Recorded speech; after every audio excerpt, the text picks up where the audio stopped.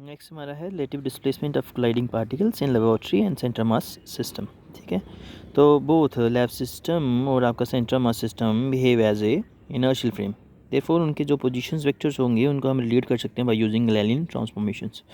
तो वो दो हमारे पास set of Cartesian coordinate system आ गया, आपका एक्स वाई जेड, दूसरा आपका एक्स डैश वाई डैश और जेड डैश। नाउ यहाँ पे जो आर है, this is a relative displacement both Cartesian systems आपके आ गया। ठीक है, m1 आपका मास है और ये m2 आपका दूसरा मास पार्टिकल्स। तो इसका पोजीशन वेक्टर आपका r1 है और इसका r2 है। नाउ हम मान लेते हैं कि आपका जो सेंटर मास है वो मूव कर रहा है with velocity v। Now r1 और r2 आपका पोजीशन वेक्टर है कोलाइडिंग पार्टिकल्स के इन लैब सिस्टम में, और r1 डैश और r2 डैश भी the position vector in the centre of mass system respectively. ठीक है, now v is the velocity of center mass, then according to Galilean transformations, क्योंकि आपको पता है Galilean transformations क्या बोलती हैं, वो बोलती हैं कि आपको हमने ऑलरेडी करा हुआ है, we have this x dash is equal to x minus v t.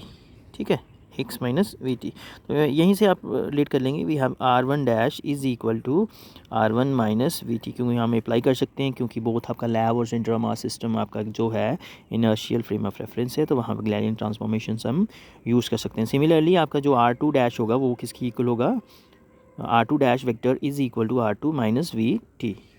Clear?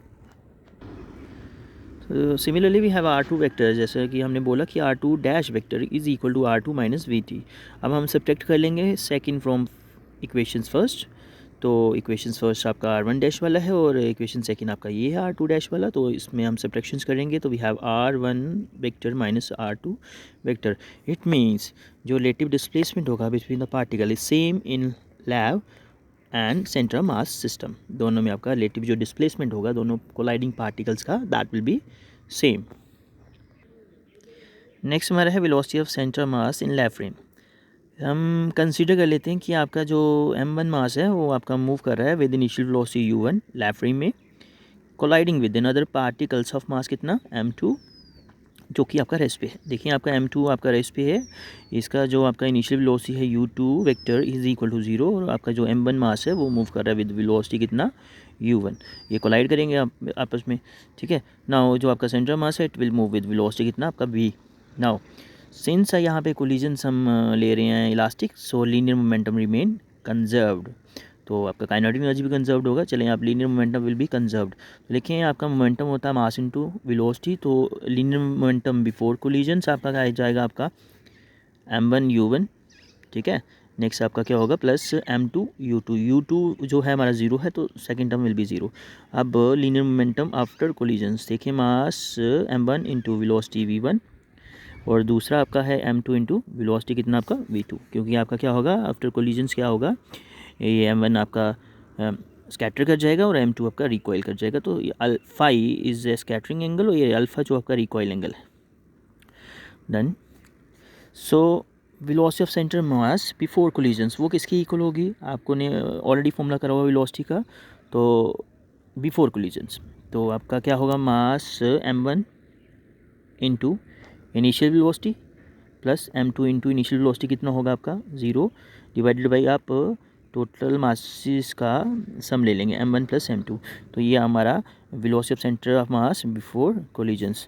अब चलते हैं velocity of centre mass after collisions, वो लिखते हैं हम v dash which is equal to m1 v1 plus m2 v2 divided by m1 plus m2। अब देखिए आप ये m1 v1 plus m2 v2 ये किसकी इक्वल है, देखिए यहाँ से m1 v1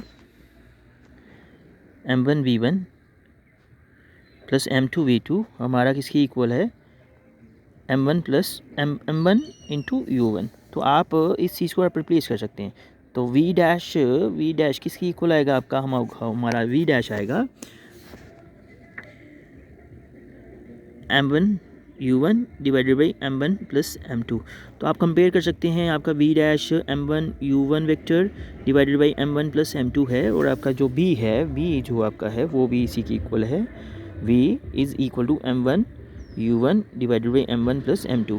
इट मीन्स आपका v is equal to v dash. Thus we find that the velocity of center mass in lab before and after the collisions will remain same. Next हमारा है relations between velocity of colliding particles in lab and central mass system. ठीक है, तो आपका क्या होगा, U1 और U2 आपकी velocities of incident and target particles in laboratory system, lab system में। V1 एंड V2 आपका velocity of scattered and equal particle in the laboratory systems. ठीक है, उसके बाद आप सेंट्रल मास सिस्टम के लिए आप जो इनिशियल वेलोसिटी लेंगे इंसिडेंट और टारगेट पार्टिकल्स की, वो आप ले लेंगे U1 डैश U2 डैश, और उनका जो आपका स्कैटर्ड और equal particles in CM system, central mass system, so वो हम लेंगे V1 dash V2 dash. Since आपके दोनों लैब और सेंट्रल मास सिस्टम आपके इनर्शियल फ्रेम हैं, देयरफॉर द वेरियस जो आपकी क्वांटिटीज़ हैं in two frame are related to each other through Galilean transformations. आप जितनी भी क्वांटिटीज़ को उसको उस पर आप गैलीलियन ट्रांसफॉर्मेशन से अप्लाई कर सकते हैं। तो आपने अभी ये पढ़ा भी है रिसेंटली, अब हमने करा हुआ है क्या, we have this x dash is equal to x minus VT, ऐसे जनरल बता रहे हैं आपको। जब आप इसको डिवाइड करेंगे बोथ साइड बाई t, तो इसको आप कन्वर्ट कर सकते हैं, देखिए t, तो इसको कर सकते हैं, ये t कैंसिल आउट, तो x बाई टी आपका क्या होगा, ये डिस्प्लेसमेंट बाई टाइम है तो आपका क्या आएगा, वेलोसिटी आएगी। ये डिस्प्लेसमेंट बाई टाइम है तो ये भी वेलोसिटी होगी, ये कैंसिल। तो इट मीन्स हम ऐसा कर सकते हैं कि जो आपका इनिशियल वेलोसिटी आपका जो होगा किसमें, आपका सेंट्रल मास सिस्टम में, वो किसकी इक्वल होगा, आपका इनिशियल वेलोसिटी आपका इंसिडेंट पार्टिकल्स का किस सिस्टम में, आपका लैब सिस्टम में, माइनस वेलोसिटी ऑफ सेंट्रल मास। तो सिमिलरली आप U2 डैश को आप ऐसे लिख सकते हैं U2 माइनस V। अब देखें जो आपका टारगेट पार्टिकल्स है उसका जो आपका वेलोसिटी है वो कितना होगा, वो 0 होगा, तो U2 dash is equal to minus V। अब नेक्स्ट आपका सिमिलरली आप इसको जो आपका वेलोसिटीज़ हैं आफ्टर कोलिजन्स V1 डैश, वो आप लिख सकते हैं V1 minus V, and V2 dash is equal to V2 minus V। V जो आपका है, आपका जो V है सेंट्रल मास का, वो जो उसके लिए फॉर्मूला आ जाएगा वो आपका ये होगा M1 into U1 plus M2 into U2। U2 आपका 0 है तो उन टर्म हम इंक्लूड नहीं करेंगे, divided by sum of masses of all the particles.